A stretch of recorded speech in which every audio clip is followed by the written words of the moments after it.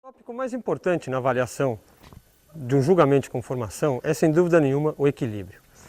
Esse equilíbrio é determinado pela estrutura óssea do cavalo. Como nós, seres humanos, não temos visão de raio-x para poder enxergar através da musculatura e dos tecidos, nós temos que procurar determinados pontos na conformação do cavalo que vão nos traduzir o que é esse equilíbrio e como é o equilíbrio desse animal em julgamento. Hoje nós vamos usar esse manequim de fibra de vidro e nele eu vou tentar mostrar para vocês alguns desses pontos principais. Eu vou tentar mostrar para vocês, nesse manequim de fibra, alguns pontos que a gente deve analisar no julgamento de um animal. Sem dúvida nenhuma, quando a gente fala sobre equilíbrio, o ponto mais crítico é a angulação da paleta. Seria este ângulo aqui, certo? O que a gente quer é uma paleta forte e bem angulada. Isso reflete diretamente no tamanho do pescoço, na inclinação e na angulação dos cascos embaixo e diretamente também no tamanho da passada do animal. A inclinação ou a angulação da paleta é tão importante que ela gera influência direta no equilíbrio do animal. Ou seja, se essa paleta tiver uma boa angulação, uma boa inclinação, ela vai propiciar uma boa inserção ou uma boa saída de pescoço mais elevada, o que resulta num pescoço mais lançado e visualmente mais lapidado, que é o que se deseja hoje na maioria dos animais, não só na categoria de conformação.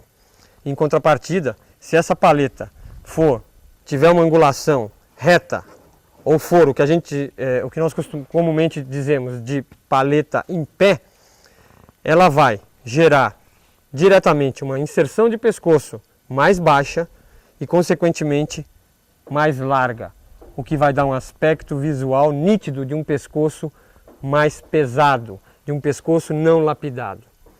Ao mesmo tempo, ela tem influência direta sobre a angulação dos cascos e sobre a passada do animal. Ou seja, um animal com uma paleta bem angulada vai ter uma passada mais longa, que é o que se deseja quando nós vamos analisar em performance. Esse animal, nós esperamos que ele cubra uma distância com um menor esforço físico. Ele tendo uma boa passada, ele vai conseguir fazer isso.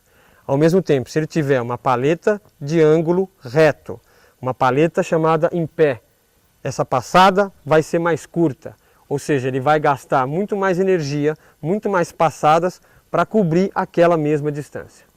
Se nós tivermos uma paleta bem angulada, ela vai determinar uma linha dorso-lombar mais curta do que uma linha tórax-abdômen. Ou seja, nós teremos um animal de lombo proporcionalmente mais curto ao tórax-abdômen. Em contrapartida, se nós tivermos esta paleta com ângulo reto ou paleta em pé, a cernelha se projetará mais à frente, fazendo com que a linha dorso-lombo tenha muitas vezes o mesmo comprimento da linha tórax-abdômen. Isso não é o que se deseja, isso vai desequilibrar o animal.